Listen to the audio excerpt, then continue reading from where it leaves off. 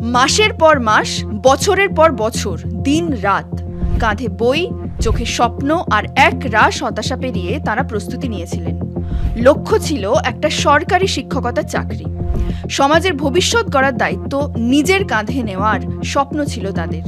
কিন্তু সেই স্বপ্নটাই আজ তাদের রক্তাক্ত করেছে। বিকাশ ভবনের রাস্তায় লুটিয়ে পড়েছেন শত শত চাকরিহারা শিক্ষক। হ্যাঁ, আপনি ঠিকই শুনছেন, শিক্ষক। এসএসসি কেলেঙ্কারি পশ্চিমবঙ্গের শিক্ষা ব্যবস্থার কলঙ্কময় এক অধ্যায়। যারা পরীক্ষা দিয়ে কাঁপতে কাঁপতে ইন্টারভিউ দিয়ে মেধার জোরে চাকরি পেয়েছিলেন, আজ তাদের নামের পাশে লেখা চাকরিহারা। এরা কারা? দুর্নীতিবাজ নয়, দলবাজ নয়, নেতা মন্ত্রী ঘেঁষা নয়।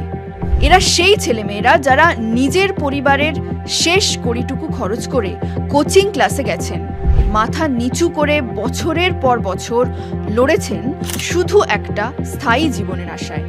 তারা ঘুষ দিয়ে চাকরি চাননি, তারা পরীক্ষা দিয়েছিলেন। তাহলে কেন তাদের বারবার নতুন করে প্রমাণ দিতে হবে যে তারা যোগ্য? কেন? আর এই প্রশ্ন তুলতেই পুলিশি বুটে কণ্ঠস্বর রোধ করে দেওয়া হচ্ছে তাদের। নেতাজি ইন্ডোরে আশ্বাস মিললেও ডিআই অফিসে গিয়ে জুটেছিল পুলিশের লাঠি। এবার বিকাশ ভবনে এসে জুটল লাঠি আর ঘাড় ধাক্কা।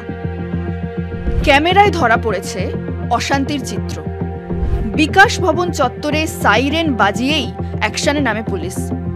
দেখা যাচ্ছে কখনো গলা ধরে চাকরিহারা শিক্ষকদের মারধর করছে পুলিশ, কখনো আবার হাতাহাতি র্যাফের সঙ্গে। আন্দোলনকারী চাকরিহারাদের বক্তব্য, শান্তিপূর্ণভাবেই বিক্ষোভ চলছিল।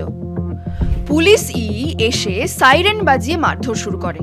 তাদের কারো পা ভেঙেছে, কারো হাত কেটে গেছে, রক্তারক্তি অবস্থা। পুলিশের লাঠিচার্জে কারো জামা ছিঁড়েছে। মহিলা শিক্ষকদের গায়ে হাতও তুলেছে পুরুষ পুলিশ। কিন্তু যেভাবে শিক্ষকদের মেরেছে বা মারছে, এখনো দেখলাম টিভিতে কোথায় মারছে, মহিলা শিক্ষকদের উপর রক্তাক্ত অঙ্গ দেখলাম। শুনছি নাকি পুলিশ ছাড়াও অন্য কোথাকার লোক এসে গেছে, গুন্ডারাও এর মধ্যে অংশগ্রহণ করছে। এটা একেবারে নিন্দনীয়। আরও একটি লজ্জার অধ্যায় সব্যসাচী দত্ত। একদিকে আন্দোলনকারী চাকরিহারাদের মারধর করছে পুলিশ, অন্যদিকে মিডিয়ার সামনে দাঁড়িয়ে সাংবাদিকদেরও হেনস্থা করছে তৃণমূলের অনুগামীরা। সেই সময় ঘটনাস্থলে গিয়ে বিক্ষোভের মুখে পড়েছিলেন সব্যসাচী দত্ত। তারপর বিক্ষোভকারী চাকরিহারা শিক্ষকদের দিকে তেড়ে যান পৌর চেয়ারম্যান ও তৃণমূল নেতা সব্যসাচী দত্ত।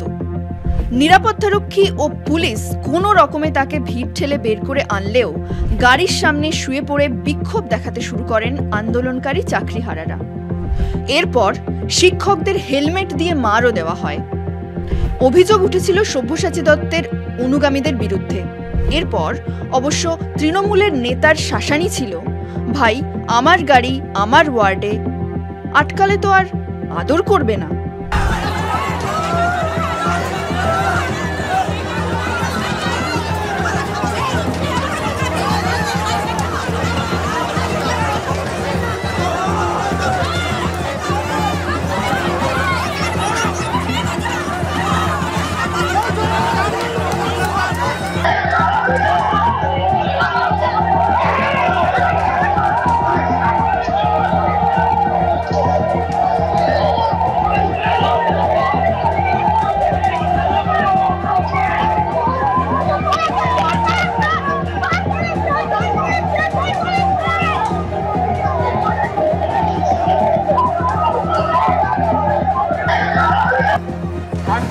আন্দোলন অবস্থান করছে করবো।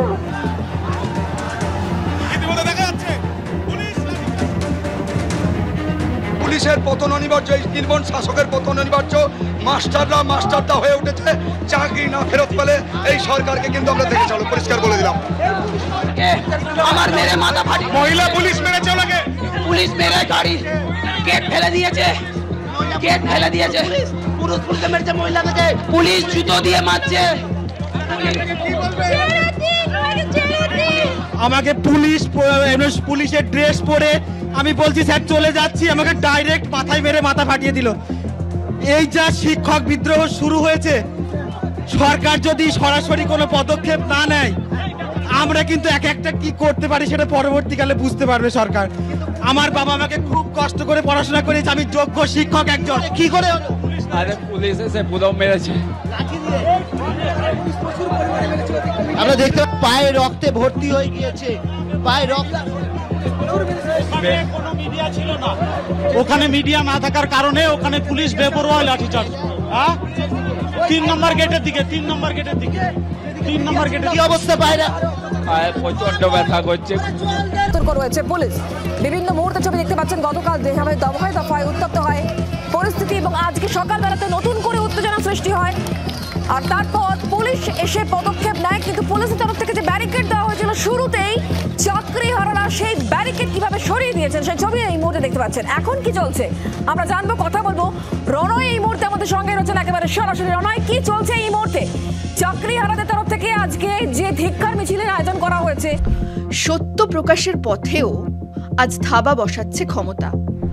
রাতে যখন শহর ঘুমোয় তখন সল্ট লেকের বিকাশ ভবনে সাইরেন বাজিয়ে জেগে ওঠে পুলিশি বর্বরতা। যারা সকালে নির্যাতনের শিকার হয়েছিলেন, রাতে তাদের ওপরই ফের ঝাঁপিয়ে পড়ল পুলিশ। এটা যুদ্ধ নয়, এটা রণক্ষেত্রও নয়, এটা একতরফা নিপীড়ন, যেখানে একপাশে রয়েছে মেধাবী চাকরি প্রার্থী আর অন্য পাশে রাজনীতির রং মাখানো প্রশাসনিক বল প্রয়োগ। এই ঘটনার পরিপ্রেক্ষিতে হাইকোর্টের প্রধান বিচারপতির কাছে অভিযোগ জানিয়েছেন আইনজীবী রাজনীল মুখোপাধ্যায়। প্রশ্ন উঠেছে, এই রাজ্যে কি আইন আছে, নাকি যা ইচ্ছে তাই হবে যতদিন না কেউ মরছে? ভাবে বিধাননগর পুলিশ লাঠিচার্জ করেছে চাকরিহারা শিক্ষকদের ওপরে। এই নিয়ে পুলিশের বিরুদ্ধে অতি সক্রিয়তার অভিযোগ তুলে হাইকোর্টের প্রধান বিচারপতির কাছে ইমেল করেছেন আইনজীবী রাজনীল মুখোপাধ্যায়। বিধাননগর কমিশনারেটের বিরুদ্ধে স্বতঃপ্রণোদিত পদক্ষেপ করুক আদালত, সুমোটো স্টেপ গ্রহণ করুক আদালত, এই আবেদন জানিয়েছেন আইনজীবী। আগামীকাল এই নিয়ে অর্থাৎ শুক্রবার এই নিয়ে প্রধান বিচারপতির দৃষ্টি আকর্ষণ করা হচ্ছে। চাকরিহারা শিক্ষকদের পিঠ ভাঙা হতে পারে, কিন্তু তাদের প্রতিবাদের ভাষা থামিয়ে দেওয়া যায় না। তারা 16ই মে শুক্রবার ডাক দিয়েছিলেন এক ধিক্কার দিবসের। সকল সাধারণ নাগরিককে তারা আহ্বান জানিয়েছিলেন রাস্তায় নামার, প্রতিবাদ করার, শিক্ষা প্রতিষ্ঠান বন্ধ রাখার। আপনারা কি ভাবছেন, এটা কি শুধু শিক্ষক শিক্ষিকাদের সমস্যা? একজন পাঠক, দর্শক, নাগরিক হিসেবে এটা আমার এবং আপনারও সমস্যা। না, আজ যদি একটি গলা চুপ করে যায়, কাল আপনার গলাতেও লাঠি নামবে। আজ যদি শিক্ষককে মারার প্রতিবাদ না হয়, কাল ছাত্র মারার দিন আসবে। সেই কারণেই আজ আমাদের একসঙ্গে বলা দরকার, আমরা শিক্ষক পেটানো রাজ্য চাই না, আমরা ন্যায় চাই, আমরা সুবিচার চাই। আর যদি আজও আপনি চুপ থাকেন, তবে পরবর্তী লাঠিটা যে কার ওপর পড়বে সেটা আপনিও জানেন না, আমরাও জানি না।